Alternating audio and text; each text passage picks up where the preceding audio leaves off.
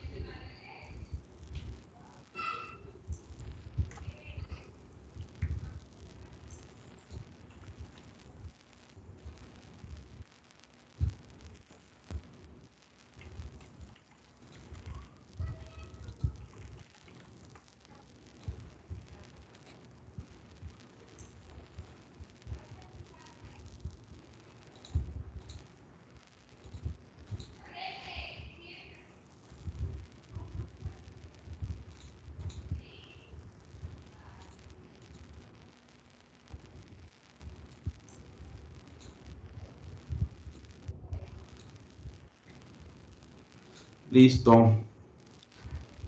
Y me veo nada más la presentación de la clase 2.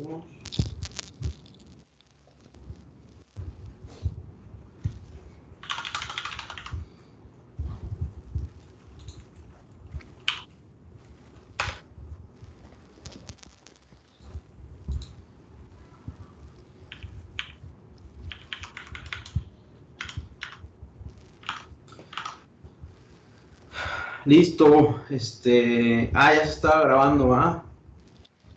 Ahí va. Me dicen si cuando ya ven mi pantalla. Ahí se ve. Listo, pues de la clase pasada nada más nos faltaban estas dos etapas de explicar. Haciendo un recap nada más, era las tendencias en modelos de despliegue de servicios. Hablamos que en los 70 se utilizaban mainframes, en los 80 servidores físicos, luego por los 2000 servidores virtualizados, luego en el 2013 inició el tema de contenedores. Si se fija nada más como nota, cada vez los lapsos de tiempo en los que hay cambios de paradigmas en cómo se despliega un servicio son cada vez más cortitos.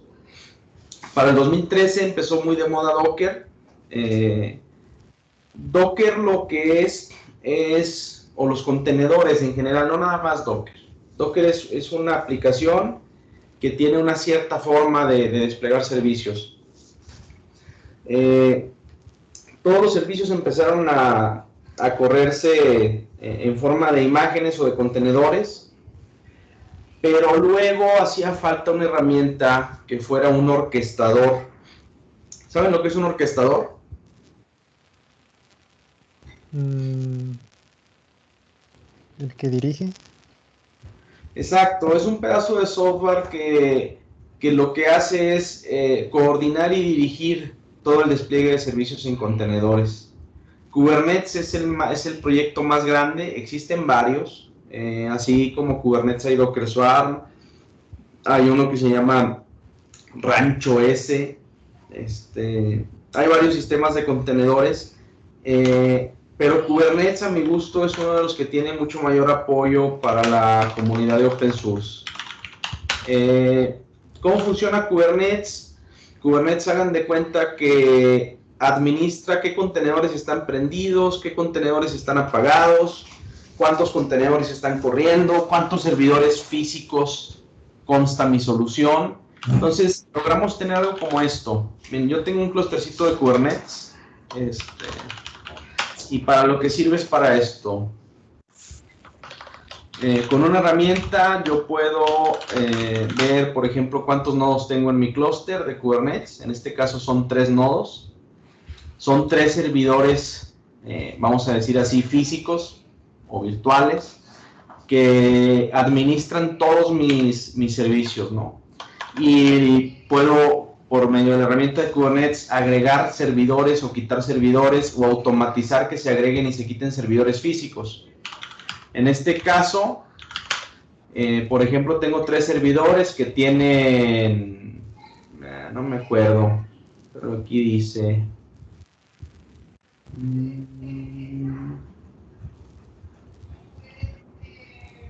Bueno, no recuerdo, creo que son, sí, aquí está, 26 GB de RAM y 4 cores, cada uno de los nodos. Y estos servidores, a su vez, en la capa más abajo, son servidores virtuales en este caso, tienen contenedores. Entonces, los contenedores se llaman pods en el mundo de Kubernetes. Luego vamos a ir viendo más a detalle. Ahorita lo que quiero que vean es para qué sirve y cómo funciona Kubernetes. Tenemos estos contenedores. Cada uno de estos contenedores es como si fuera un servidor o me administra una aplicación.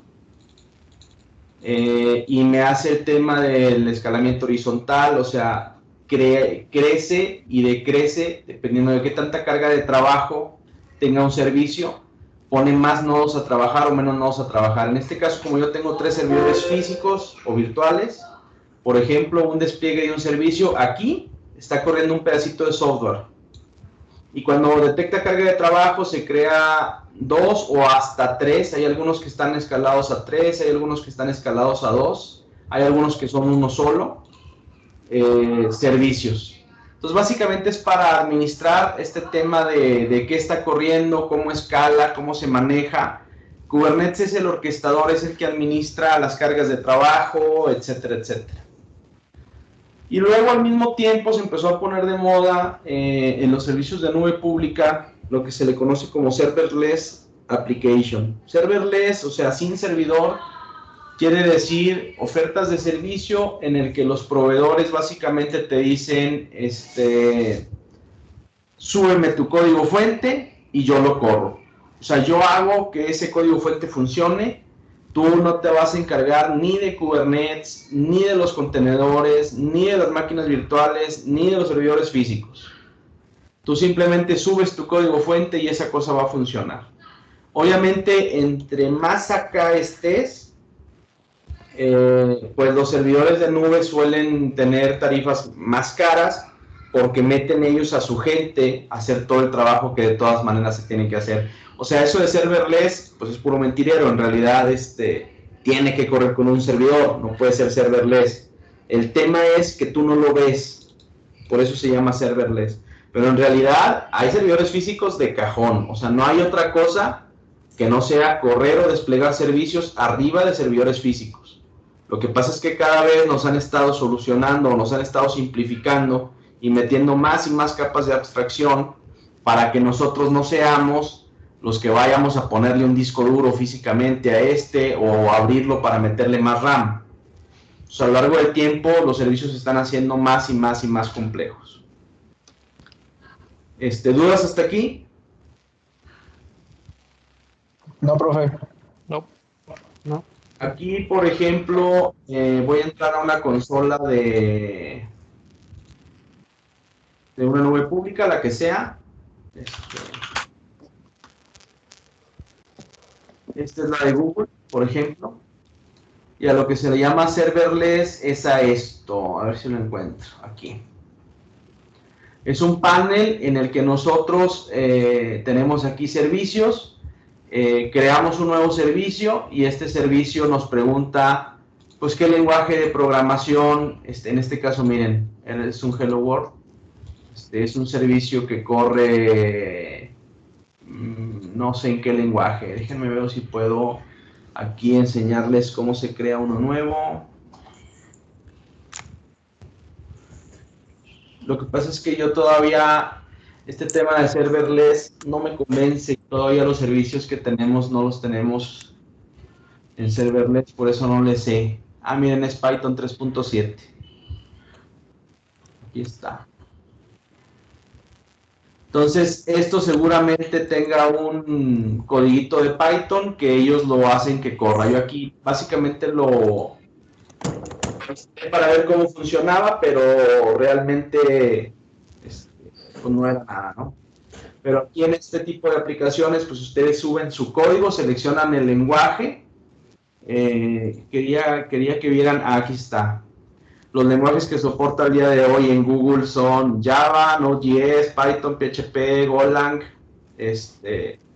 Ruby on Rails, .NET, etcétera. ¿Vale? ¿Vamos bien? Sí. Sí, profe.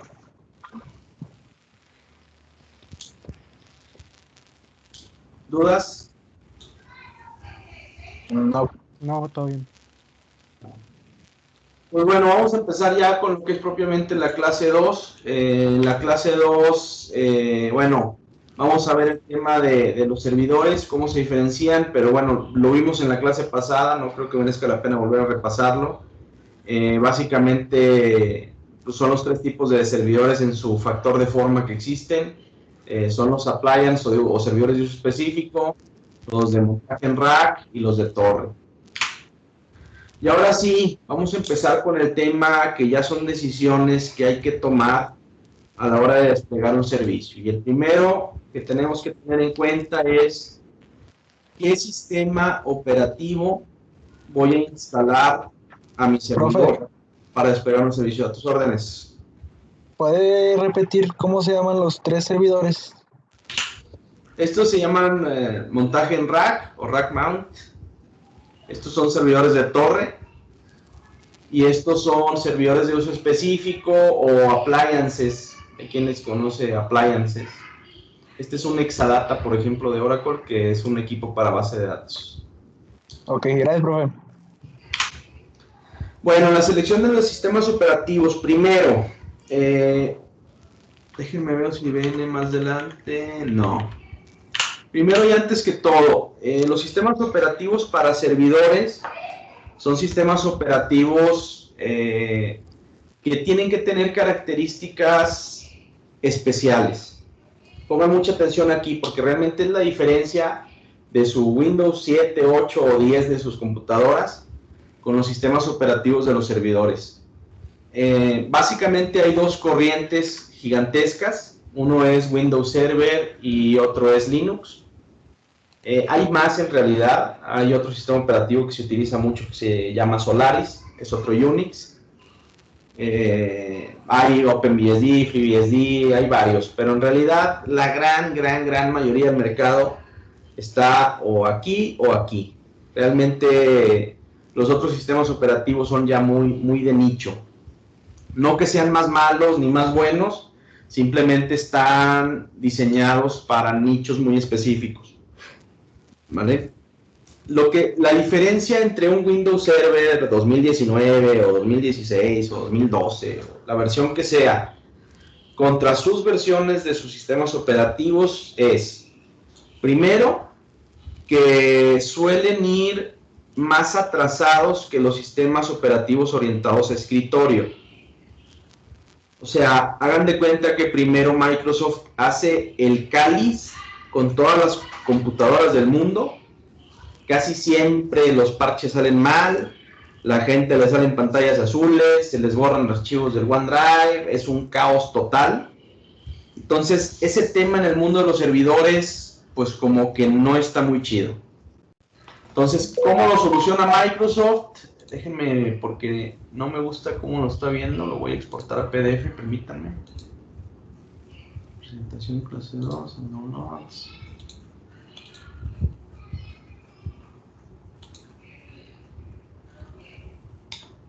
Listo. Es que quiero ver la plataforma de Teams por acá. Ahí se ve ya, ¿verdad? Están viendo mi pantalla, ¿no? Sí. Vale. Entonces, como funciona esto es que Microsoft prueba con la gente que todo lo que tenga que fallar le falla a todas las personas que utilizan Windows de escritorio, y ya que está maduro, ya que está parchado, ya que funciona perfectamente bien, va migrando todo ese desarrollo y todas esas características y todo ese código a sus sistemas operativos de servidor. O sea que en sus sistemas operativos de servidor básicamente va más atrasado. O sea, para cuando salía, por ejemplo, Windows Server 2016, probablemente la versión del núcleo y las características de Windows Server 2016 eran cosas que habían salido en Windows de escritorio en el 2014. O sea, hacen 1 o 2 años de cáliz, Lo van arreglando, parchando, arreglando, parchando, y luego ya que está robusto lo meten a Windows Server. Esa es una de las características. Suelen estar más probados, ¿vale?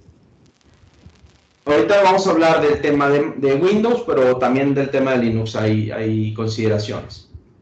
Otro punto importante, aparte de que está más calado, vamos a decir así, es que los tiempos de soporte son mucho más largos. Y esto es otra de las claves que ustedes tienen que tomar en cuenta a la hora de elegir. ¿Qué son los tiempos de soporte? Pues el tiempo en el que Microsoft está arreglando todos los desperfectos que van saliendo de ese sistema operativo. Para que se den una idea, bueno, en Microsoft les echaría mentiras. Pero no, miren, vamos a googlearlo para así decirles y no echarles mentiras. Por ejemplo, Windows Server 2019 End of Support. Ellos van a estar actualizando Windows 2019, que salió desde el año pasado hasta el año 2029. O sea, realmente le están dando al menos 10 años de actualizaciones de seguridad. ¿Y qué pasa, por ejemplo, con un Windows casero normal? Windows 8, End of Support. El Windows 8 se le dio soporte desde que salió. ¿Alguien me puede decir cuándo salió el Windows 8.1? 8.1, según yo, fue allá en el 2012. No creo. Windows 8.1, se me hace muy largo el tiempo de soporte. Wikipedia. 13. Oye, pues le dieron bastante, ¿eh? Estuvo bien. Sí. Le dieron bastante soporte. Salió en octubre del 2013 y lo terminaron en el 2023. Le dieron 10 años de soporte. Bueno, eso en Linux no pasa. En Microsoft sí, al parecer. Yo pensé que era mucho menos. Windows 7 pues fue todo un campeón, ¿verdad? Windows 7 sí le dieron soporte años y años y años y años. Pero bueno, es una de las características y de las cosas que hay que tomar en cuenta. ¿Cuánto tiempo de soporte se le da?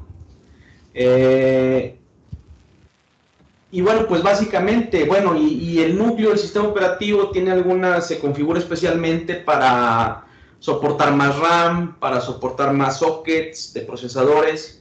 O sea, por ejemplo, un Windows 10 Home solamente soporta un procesador. Si tú lo pones en una tarjeta madre con 2 procesadores, no jala. El Windows Pro sí soporta Windows 10 Pro sí soporta 2 procesadores, pero hasta ahí. Pero el server a lo mejor soporta 8, por ejemplo. Dependiendo de la versión, el estándar. Y luego el Enterprise a lo mejor soporta más, ¿no? La RAM lo mismo, ¿no? O sea, si el Windows 10 normalito te soporta 128 GB de RAM, el server soporta 4 teras de RAM, por darles un ejemplo. No me lo sé de memoria, y sobre todo de Microsoft, que es una de las cosas que a mí, no sé cómo decirlo, que no sea tan feo. Bueno, no me gusta tanto, vamos a decir. Y bueno, pues por el otro lado, Linux es exactamente lo mismo. Los sistemas operativos de Linux o las distribuciones de Linux que son orientadas a servidores, otra vez el tiempo de soporte suele ser más largo. Otra vez, bueno, otro de los puntos importantes que hay que tomar en cuenta para el tema de los servidores, las versiones no salen tan recientes, ¿no? O sea, en el caso de Microsoft, por ejemplo, sacó en el 2008, luego 4 años después, en el 2012, luego 4 años después, el 2016, y luego el 2019, que al final el 2019 salió en el 2020, así que en realidad es 2020. Entonces cada 4 años sacan una versión diferente. ¿Y esto por qué? Porque en las empresas es súper difícil estar migre, ¿no? Una empresa tiene a lo mejor 20 o 30 servidores, o 50 o 100, o dependiendo del tamaño de la empresa, pues para estar actualizando puede llegar a ser bastante trabajo. Entonces, si te ponen periodos muy ágiles de estar actualice y dejando el soporte pueden meter en un problema los departamentos de tecnología. Entonces, en el caso de Linux, las distribuciones orientadas para servidores salen cada más tiempo y les dan un soporte de 10, 12 años, igual que en el mundo de Microsoft. Entonces, bueno, ahora sí, características de cada uno de ellos. Windows Server, pues es más utilizado en el sector Enterprise. Uno de los puntos que quiero que a ustedes quede claro es el tema del lenguaje que se suele utilizar en este mundo de servidores, ¿no? En el sector Enterprise quiere decir, pues bueno, lo que quiere decir en inglés, ¿no? Empresas. O sea, las empresas suelen utilizar más el sector Enterprise, más Microsoft que Linux. Casi todas utilizan los dos, pero Microsoft está muy bien posicionado en ese sector. Luego, por ejemplo, hay otros sectores como el sector de Service Providers, que son proveedores de servicio más grandes, deploys más grandes, que ahí el uso de Microsoft es casi nulo, ¿no? O sea, hablando de cosas que no sean servicios que atienden solamente a una empresa, sino servicios que atienden a miles de usuarios y miles de empresas o al público. Un proveedor de servicios, por ejemplo, Netflix, Spotify, Google, YouTube, todas esas plataformas, es raro, casi inexistente el uso de las plataformas de Microsoft, ¿vale? Estos son para aplicaciones que son para atender una empresa que tiene a lo mejor 1,000 usuarios, 10,000 usuarios, 50,000 usuarios, pero ya algo que tenga millones de usuarios, suelen utilizar más otras tecnologías como Linux. Entonces, Linux es más utilizado en service providers y empresas tecnológicas, o sea, empresas que se dedican a hacer tecnología. Entonces, bueno, pues es así de sencillo. La administración en Windows Server, pues es mediante una interfaz gráfica que es casi igual al Windows que ustedes utilizan. Cambian los colores nada más, pero al final, pues hay un menú inicio, programas, todo lo mismo. Y en Linux suele ser por medio de línea de comandos. Dentro de las características ya más específicas de Windows Server, miren, aquí tenía las fechas. Aquí tenía las fechas de lanzamiento y del end of support. A este le dieron 12 años, a este le dieron 11 años, a este le dieron 11 años. Y bueno, pues ¿por qué se utiliza mucho en Enterprise? Pues porque se integra perfectamente con tecnologías de Microsoft. O sea, eso es indudable y ahí no tiene absolutamente nada que hacer ningún fabricante del planeta. Microsoft está súper integrado y tiene un montón de servicios que ayudan a productividad de oficina, a las empresas a hacer cosas muy chidas, ¿no? O sea, realmente es por eso que están en ese sector tan fuertes. Por lo que, por ejemplo, lo que estamos utilizando ahorita. Microsoft Teams, toda esta suite, vamos a decir así, pues son tecnologías de Microsoft que funcionan en el sector Enterprise. O sea, vamos a suponer que Enterprise es la Universidad Autónoma de Coahuila, ¿vale? Tenemos OneDrive, tenemos SharePoint, tenemos Exchanges, tenemos un montón de tecnología del fabricante que se administra muy sencillo y da mucho valor. Entonces, pues ahí no hay ni que discutir, ¿no? Y bueno, Linux es todo un perfecto desorden.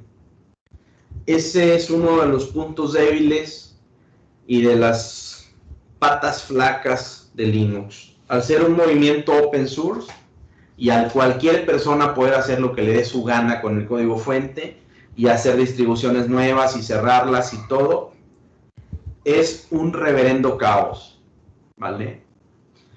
Primero, las distribuciones de Linux se dividen en distribuciones con soporte comercial o sin soporte. ¿Qué es el soporte comercial? Tener una empresa a la que ustedes le puedan marcar por teléfono y decir, tengo un problema, ayúdame. Ese es un punto fundamental para tomar la decisión de qué distribución de Linux van a poner en su empresa. o si van a poner Linux en su empresa.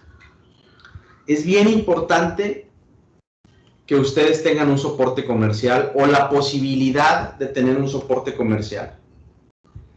¿Por qué? Porque puede ser que en algún momento de sus vidas se topen con algo que no le sepan, que esté fallando y que su empresa diga, no me importa el dinero, lo necesito arreglar. Y si la distribución no tiene un soporte comercial, por más dinero que tengan, no le van a poder hablar a nadie para que le saque de su bronca. Entonces es bien importante seleccionar una empresa con soporte comercial. ¿Cuáles son? Las más grandes son Red Hat, SUSE, Ubuntu, son Oracle. Es lo que suele haber en la industria desplegado. En la industria nunca se van a encontrar Mepis, Turbolinux, Arch, Fedoras, Slackware, todas esas distribuciones ni jugando, o al menos no debería una persona seria recomendar el uso de cualquiera de esas distribuciones para una empresa. ¿Por qué? Porque no hay quien te garantice que va a funcionar, te garantice que los parches de seguridad los van a aplicar y te ayude a arreglar un problema. Y bueno, otro de los desórdenes de Linux es que hay distribuciones de Linux orientadas a servidores, a escritorios, al IoT, a embebidos, a móviles, como Android, que Android es, como quien dice, una distribución de Linux. A appliances que no nos damos ni cuenta que tienen Linux, hay estéreos de coche, hay videocaseteras, hay muchos aparatos que no tenemos ni idea, pero en realidad tienen Linux funcionando. Y esa flexibilidad y ese tema hace que sea un caos, básicamente. Entonces, acuérdense de mí, si quieren en su vida ser sysadmins de Linux, gasten su tiempo ahorita en aprender a utilizar distribuciones comerciales, con soporte comercial. Ya si se sienten súper cómodos con Linux y ya se la saben de todas, pues ya empiezan a voltear a ver distribuciones de nicho, ¿no? Con características así especiales, ¿no? O sea, algo que les llame la atención a ustedes. Por ejemplo, a mí, déjenme ver si viene más. Okay. Por ejemplo, a mí me gustan distribuciones que son Rolling Wave, o sea, no están estacionadas. A mí me gusta una distribución que se llama Gentoo o otra que se llama Arch Linux, que no es de que yo tengo la versión de Arch Linux 2019 o la versión 14.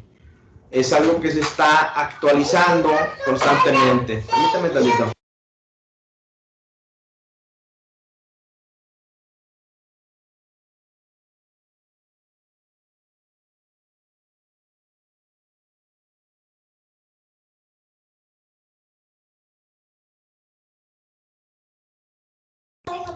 Las distribuciones que yo utilizo son distribuciones que todos los días se están actualizando. Si yo al día de hoy hago un update, bajo las versiones que salieron ayer o antier de los paquetes y se actualizan y siempre tengo lo más nuevo. Entonces a mí me gusta eso para uso en mi escritorio, por supuesto. En un servidor sería una locura. O sea, sería una reverenda locura que alguien pusiera un servidor con Arch Linux o con Gentoo.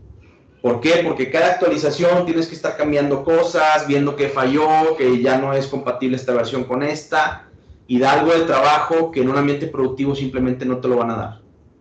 Un ambiente productivo, la misión de las personas que administran servidores es que funcione sin parar.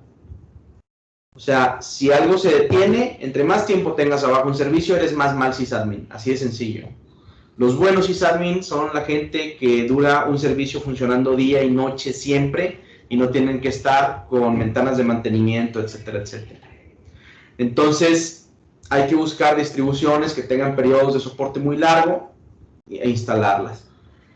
Hay gente, bueno, eso a mí, en servidores, todo lo contrario. Incluso hay gente que ni siquiera pone la última versión estable del sistema operativo orientado a servidor. O sea, ya para cuando es orientado a servidor, un Red Hat Server, ya lleva muchas pruebas para cuando ellos lo empaquetan y te dicen, está lista mi distribución para servidores. Lleva regularmente años en el mercado, años actualizándolo, años parchándolo, años dejándolo como Dios manda. Y todavía hay gente que dice, no, yo no confío. Yo voy a instalar, si ahorita estamos en la versión 8 como la más nueva de Red Hat, yo voy a instalar la 7. Y traigo software de hace 7 años atrás.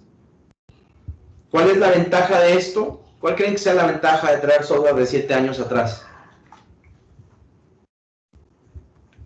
Hay una comunidad de soporte ya bastante grande, ¿no? Para empezar, si te falla algo, seguramente ya le falló a otras 1000 personas.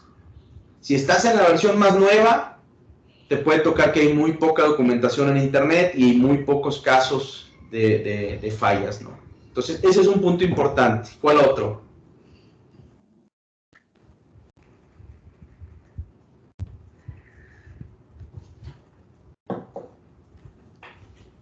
¿A nadie más se le ocurre?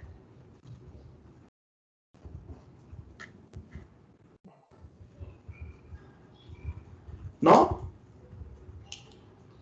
Pues que llevan los mismos años aplicándole parches de seguridad. Cuando sale un producto nuevo, generalmente sale medio falluco, le están mandando parches y parches y parches, y al principio es un parche por semana, y luego cada mes, y luego cada 6 meses, porque van arreglando todo lo que salió mal.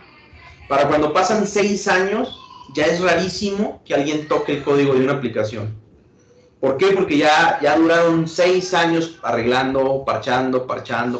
Entonces, para cuando tú lo instalas en tu servidor, es poco probable que tengas que actualizar el software y reiniciar el equipo.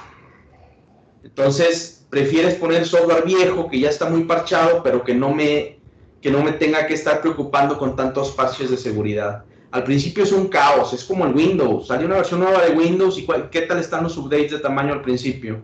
100 megas de updates, 200 megas de updates. Y ya cuando van de salida, por ejemplo, el Windows 7, prácticamente ya no había parches. Prácticamente ya no eran parches, ya eran actualizaciones de las bases de datos de firmas, ya eran actualizaciones de certificados con nuevas entidades de certificación o cosas que son ya normales. El parchadero tosco de Windows 7 se dio cuando salió y va bajando. Entonces, mucha gente prefiere instalar esas versiones que ya llevan años en el mercado.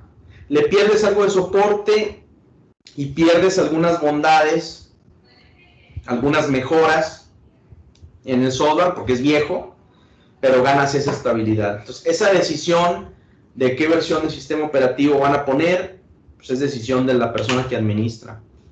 Por ejemplo, hay gente que ahorita ni jugando instala Windows Server 2019. Muchísimas empresas en el mundo ahorita están instalando 2016. Que para cuando se hizo Windows 2016 seguramente sea software o sea una imagen de un Windows que probablemente salió para escritorio en el 2014. Entonces, hoy están instalando software de hace 6 años. Esa es la decisión. O sea, o me quedo con las cosas nuevas y padres y flexibles, o me quedo con la estabilidad. Ustedes deciden cuál de las dos opciones tener. Sí suele dar problemas, ¿eh? O sea, sí es una decisión importante. Cuando están en una empresa grande, hagan de cuenta que el mundo Enterprise es mucho más chiquito que el mundo de escritorio. Entonces, hay muchos problemas que se dan por cosas que solo te han pasado a ti. Y es un bug, realmente es un bug, de algo que solamente tú tienes, porque ya es un nicho mucho más pequeño y que el fabricante lo tiene que arreglar, tú no lo puedes arreglar. Entonces, sí es un tema importante, sí es un tema de cuidado. O sea, a mí en mi vida me ha tocado varias veces levantar incidentes con fabricantes diciendo, a ver, señores, tengo este comportamiento que está mal. Ah, ¿qué hardware tienes? No, pues tengo, me está fallando en temas del storage. Mi tarjeta de fibra es de esta marca, mi almacenamiento es de esta marca y mi SAN switch es de esta marca. Ay, caray. Fíjate que no tenemos escenarios similares al tuyo reportados. Sí está fallando, pero no hay parche. No hay parche porque tú eres el primero que te toca, ¿no? Entonces, eso suele suceder más frecuente cuando estás a la vanguardia, ¿verdad? Tienes muchas cosas buenas, tienes la tecnología más nueva para tu empresa, pero pasan esos detalles en los que te dicen, pues empieza a levantar el incidente y va a haber gente de investigación y desarrollo de la plataforma ayudándote para ver si lo puede arreglar, para mandarte el parche nomás a ti, para ver si jala, y si todo está bien y no le pegó a otras cosas y descubrieron que sí era un bug, etcétera, etcétera. Después de mucho tiempo, ya la gente le recibe ese parche en forma de update. Entonces, es mucho más común de lo que parece, porque, como les digo, el mundo de Enterprise es mucho más pequeñito. Ya no son millones de usuarios, ya son miles de usuarios. O sea, ya es otra dimensión totalmente diferente. Y luego, dentro de los miles de usuarios, a ver, permítanme tantito.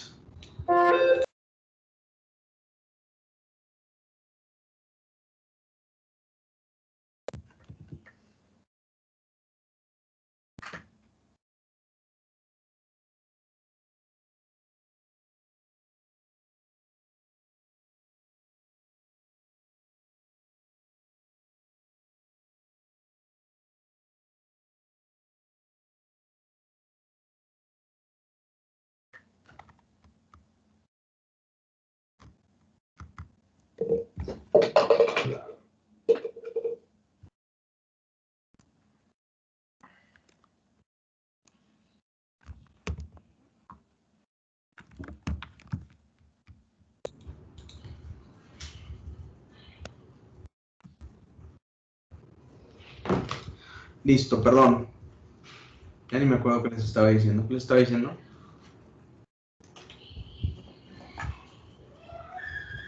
De lo de Enterprise, profe. Sí, como les digo, ya dentro de los miles de clientes que tiene una empresa, pues hay varios productos, ¿no? Por ejemplo, de storage, de almacenamiento. Hay 10 marcas. Entonces ya nada más tienes la combinación de tu hardware con tus versiones del sistema operativo, ya son a lo mejor, ya son cientos. Y luego resulta que tú tenías una característica especial que no tienen los demás y es algo que no se ha probado y te falló. Entonces, pues bueno, ese es el mundo de los sistemas operativos de servidor. Y como les digo, en el caso de Linux, bien facilita, distribuciones con soporte comercial, aprendan, ahorita háganse expertos. En Ubuntu, si quieren, tienen soporte comercial. Pero bueno, principalmente en la industria es Red Hat, sin duda. Aquí en América es Red Hat, en Europa es SUSE. Y pues listo, ¿no? Si no quieren pagar, Red Hat tiene programas académicos que ustedes se registran como developers y lo bajan gratis. Pueden tener actualizaciones y pueden tener todo lo que sea. Sí tiene software más viejo, es sensiblemente más viejo. Un escritorio de Red Hat se ve viejito, la realidad, pero es lo que realmente se utiliza en la industria. ¿Dudas? No. Vale. ¿Cuáles de las diferencias fundamentales en sistemas de archivos y en particionado? De esto vamos a hablar más a detalle más adelante porque venía en la currícula de la materia, pero ahorita es un repaso así bien rápido. En el caso de Windows, los sistemas de archivos, pues más bien son pocas opciones.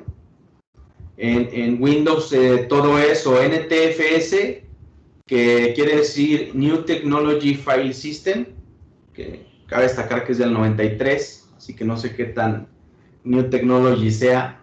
Es lo malo de ponerle esos nombres, ¿no? De New Technology, pues a lo mejor en el 94 sí, la New Technology, pero probablemente algunos de ustedes tengan menos edad que NTFS, ¿no? FAT32, que es todavía mucho más viejo, muchísimo más viejo que NTFS. Para que se den una idea, FAT32 no soporta archivos de más de 4 GB. exFAT, que es relativamente más reciente. Pero bueno, en Windows, ¿cómo funciona? No hice ni siquiera muy cargada la diapositiva porque esto, pues, todos lo hemos visto. Tenemos un disco que se llama C2 puntos, donde está todo. Algunos tienen un D2 puntos, que es otra partición, o otro disco duro, donde ponen cosas. Y sistemas de red, ¿no? Montados de red. No hay mucho más que explicar y ya hemos visto cómo funciona. En Linux cambia radicalmente ese tema. En Linux tenemos que borrar ese paradigma de cómo pensábamos que funcionaba todo, los sistemas de archivos, y entender que es un sistema, una jerarquía de orden, o una estructura jerárquica de orden más bien, en donde tenemos una raíz que es un slash, y luego podemos tener carpetas dentro de la raíz. O sea, todo empieza con un slash. Aquí no hay C, D, E, F, no hay nada de ese tema. El slash puede ser un disco completo, una partición, o lo que ustedes quieran. Y tiene carpetas dentro que se utilizan para cosas específicas.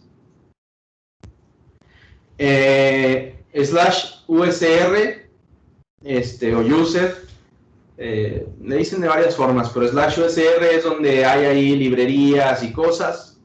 Slash TMP, donde tienen los archivos temporales. El slash var, donde tienen archivos que cambian. Slash home to home, slash boot to kernel. Y bueno, cada una de estas cosas puede ser una partición, un disco o una carpeta. Entonces funciona un poco diferente a como funcionaba en Windows, y es de las cosas que se pierde la raza cuando empieza con este tema de Linux, porque es un paradigma distinto.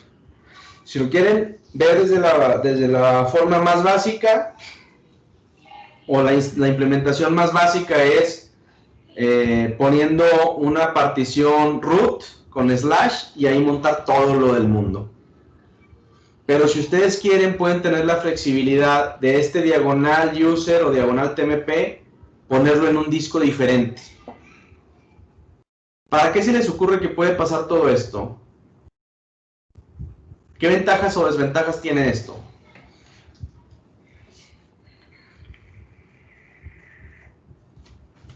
¿Quién me dice? Me imagino que si tienes algún, bueno, el tener así separado, seccionado, evita que tengas conflictos directos o, vaya, completos o generales en el sistema. Es decir, si te falla algún componente del equipo, del sistema, directamente no afectaría a todo, sino únicamente te podrías dirigir a una sola sección o un apartado. Perfectísimo. Esa es una muy buena ventaja. ¿Quién más tiene otra ventaja? Pienso yo que al estar pues divididas las carpetas se trabaja con una mayor velocidad cada proceso. Sí, pero les voy a profundizar el por qué. A mí, por ejemplo, un servidor de base de datos, obviamente un servidor de base de datos tiene que tener discos súper rápidos en donde están los data files de la base de datos. Pero a mí, ¿de qué me sirve que todo sea súper rápido? Yo puedo hacer que mi diagonal Oracle, en donde guardo mis cosas de mi base de datos, sea un disco súper veloz, discos de estado sólido en NVMe con RAIDs, conectados por fibra en multipath, etcétera. Pero que el resto de las carpetas sean discos más lentos. Y yo puedo jugar en donde pongo discos más lentos, discos más rápidos, en donde hago redundancias y en donde no. O sea, donde voy a hacer redundancias o discos que sean espejo, en donde tengo los datos que está sirviendo el servidor. A lo mejor no me interesa tener redundancia en el kernel, porque el kernel pues, lo tengo en un CD o lo puedo bajar de internet y puedo recrear esta partición y no tendría una afectación. Entonces yo puedo hacer un arreglo de discos que tenga ciertas capacidades, ciertas características y montárselo en donde yo quiero que ese tenga esa resiliencia. No sé si me expliqué. ¿Vamos bien? Sí. Bueno, Sí, perfecto. en Linux sí es un desorden el tema de los sistemas de archivos. Aquí sí hay un caos también, igual que en el tema de las distribuciones. Hay un montón, aquí les puse algunos ejemplos, pero hay cientos de sistemas de archivos. El más popular es uno que se llama X4, Extension 4. Es como que el genérico, es el default, ¿no? Es como NTFS en Windows.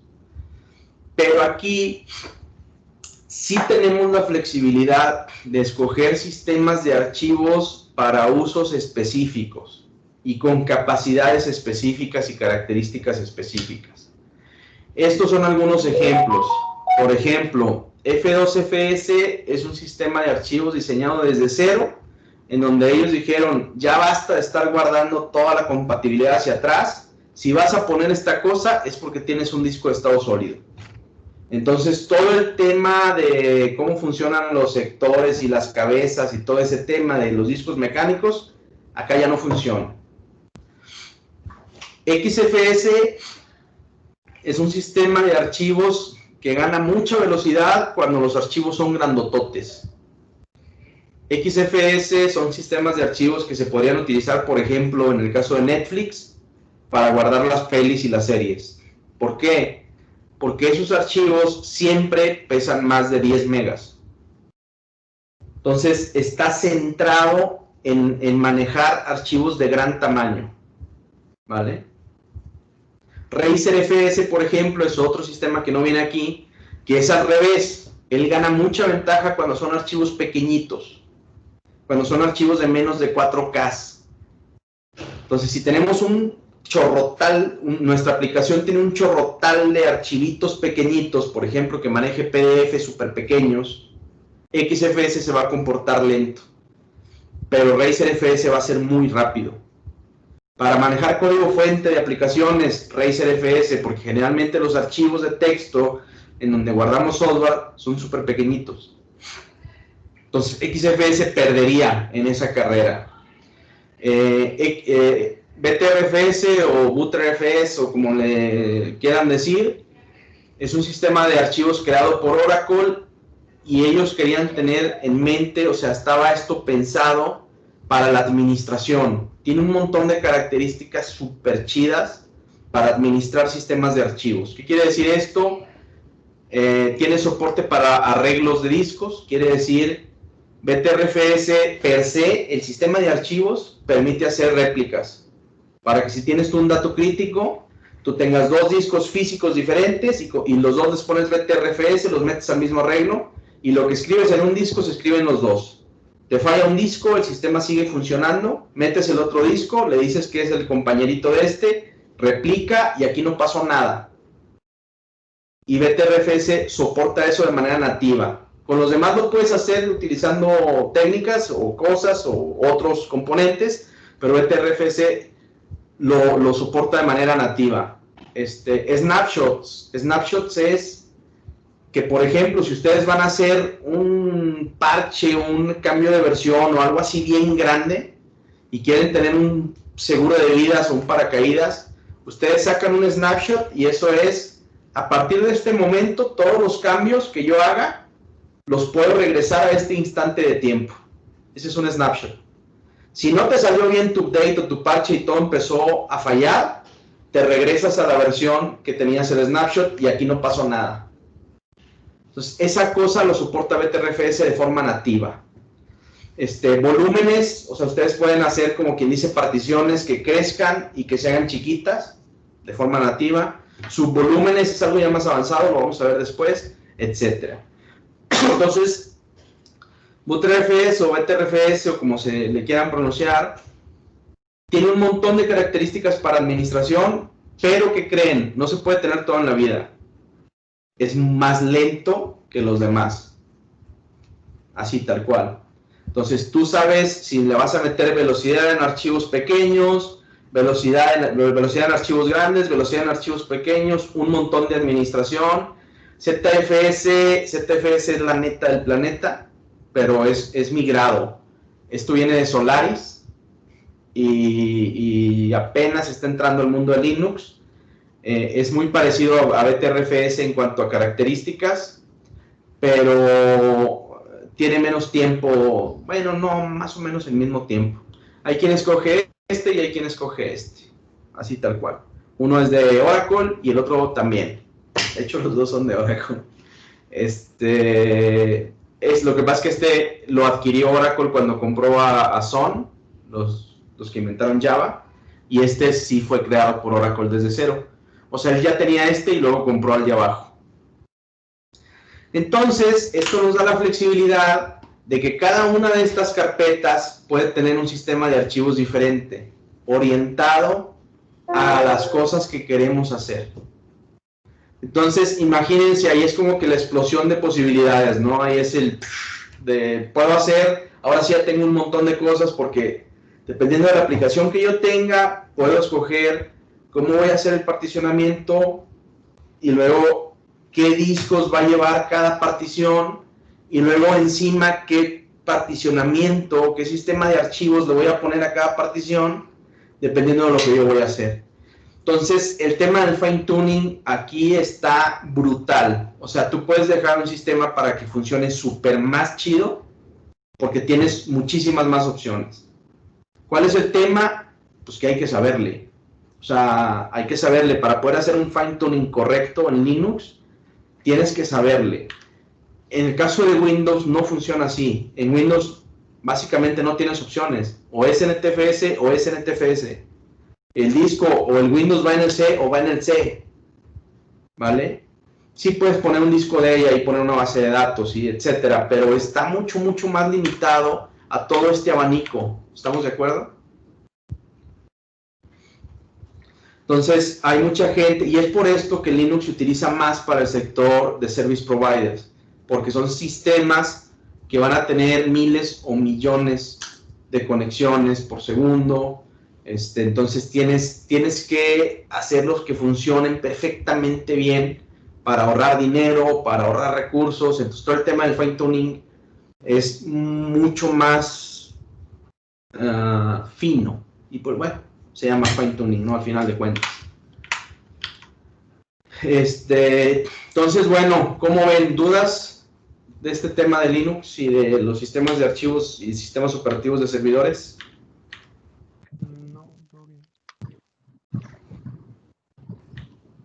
No, profesor. No, creo que no. Yo que no. ¿Qué les parece? ¿Sabían que esto era así? No. No, profe. No. Bueno, pues de tarea voy a tener ya la grabación.